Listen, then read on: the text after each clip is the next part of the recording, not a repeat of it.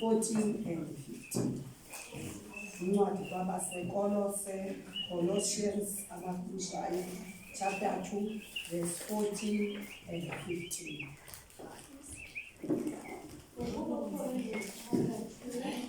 Starting from verse 14 to 15. Okay.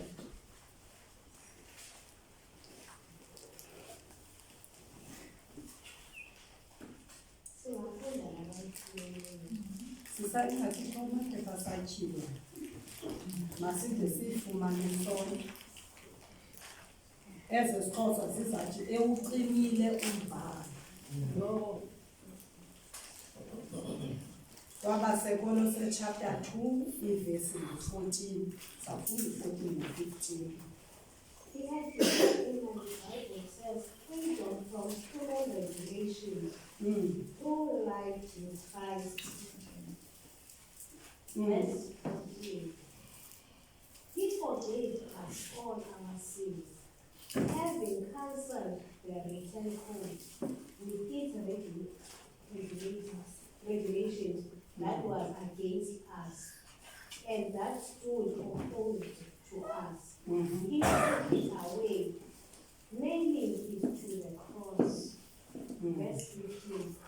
And having disarmed the powers and authorities, he made us a public spectacle of them, triumphing over them by the cross. Siscripture sakho ke simakafunde omnye ngesiXhosa. Zabacisela wayendisithi ufunda ngesiXhosa. Ewugcinile umbhalo wesandla owalana nathi, owawumelene nathi ngayo imimiselo, ususile ke kanye ngokubethelela emnqamlezweni. Ebabhunyule obalawuli nomagunya, wabenza isibonelo ebuhleni, ememelela ngabo ekuwo umnqamlezo. Hallelujah. I-altar ivelayo iyibuthile phansi. Ngoba kaloku kulaa ndawo wawuye kuyo, there is an altar. I-altar ke xa imiswa spiritual kubakho umbhalo obhalwayo. So now uphumile phayana, but la altar isenebandla kwilife yakho. La altar isathetha. And why kula altar? Because of wawusemthini. And then ingxaki yakho kula altar yasolveka. That is why whenever you encounter kube kwingxaki ojongana nayo ivela. Yeah. Because ithi ndim isolution yakho. Njengoba yayindima owasolve izinto zakho ngela xesha, hayi ungathandaza kulo Yesu wakho, ungakholwa kulo Yesu wakho, kodwa umsombululi wezinto zakho ndim. Umsombululi wezinto zakho ndim. Now ngoku wena kufuneke ujongene ne-altar ke ngoku udilize i-altar. When kusakhiwa ke i-altar kuba khona igazi, kuba khona imaterial yokwakha. Sithetha ase madiqale physical, so that when singena kumoya umuntu abe eyibona. Physical kuba khona iqonge lakhiwe ngamatye, ne lisabe legqiba ukwakhiwa ngamatye, ngaphezulu ubekwe inkulu, then kuxhelwe ke ngoku loo nto ezawuthi ibe yi-sacrifice, because the altar yimi ngaphandle kwe-sacrifice. Kufuneka kube khona idini elizawumisa yintoni i-altar ngesiXhosa? Isibingelelo, yandifunela ugama. Kube khona into ekuzawubingelelwa ngayo phezu kwesibingelelo, ne? Ukhona igazi, ukhona i-sacrifice, ukhona igama elibizwayo. That is why when even igama elithi Yesu xa ulibiza funeka uliqonde kakuhle ube nesitshilelo ngegama elithi Yesu. Amen. As ebeseyitshila uSpoki ukuthi kunezigaba funeka kuhanjiwe. Funeka uyazi igama elithi Yesu liqala lipheleli, elithi Kristu liqala phi, elithi Yesu limele ntoni, elithi Kristu limele ntoni. Uyayibona loo nto leyo? So kube khona igama ke ngoku elizawusetyenziswa kwesasibingelelo. Wena kubingelelo khona igama. Kube khona umlilo ozawutshisa ke ngoku idini eliphezu kwesibingelelo.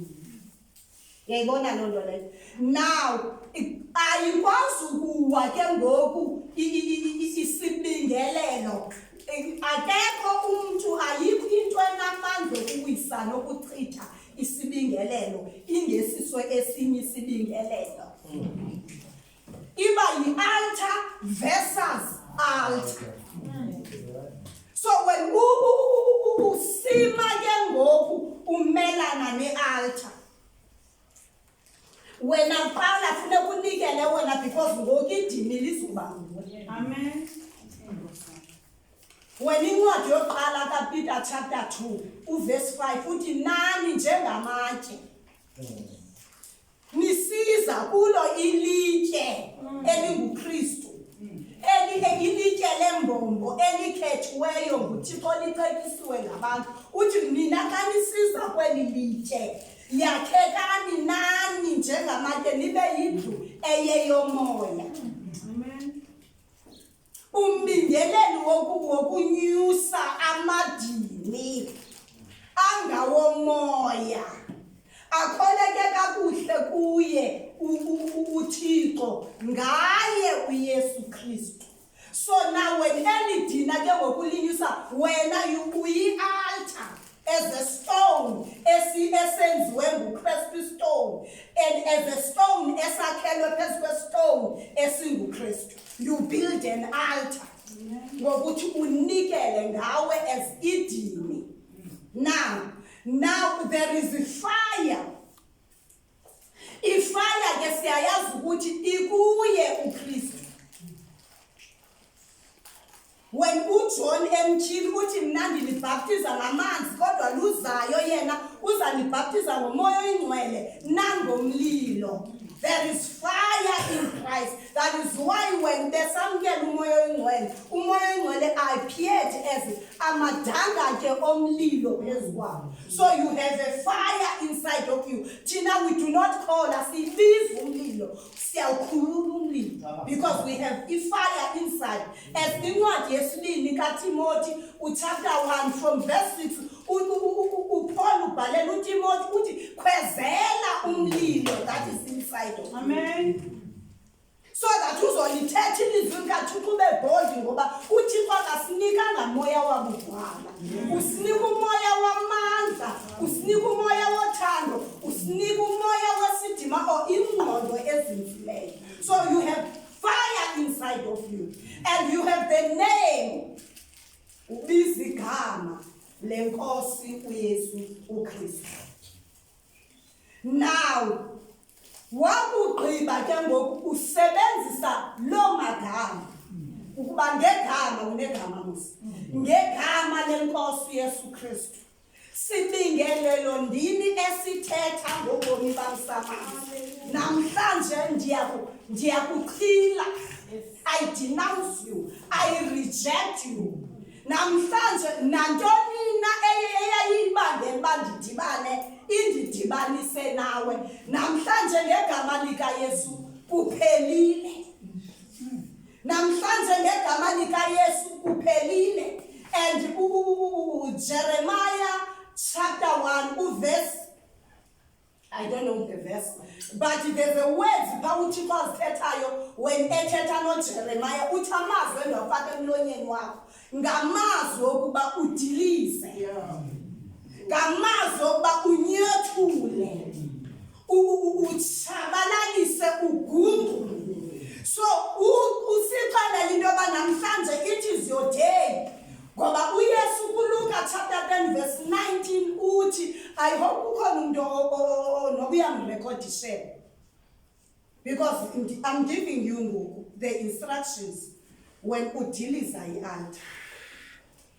Now, usixelela namhlanje uLuka chapter 10 verse 19 uthi uYesu, behold, I give you authority.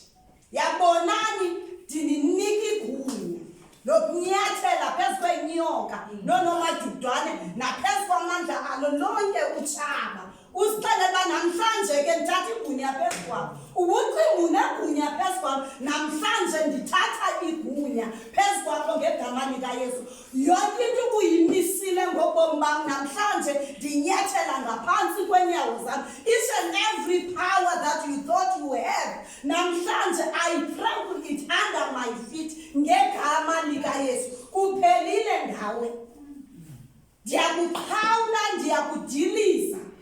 And I neutralize yonke into ubucinga uyisini by the blood of Christ.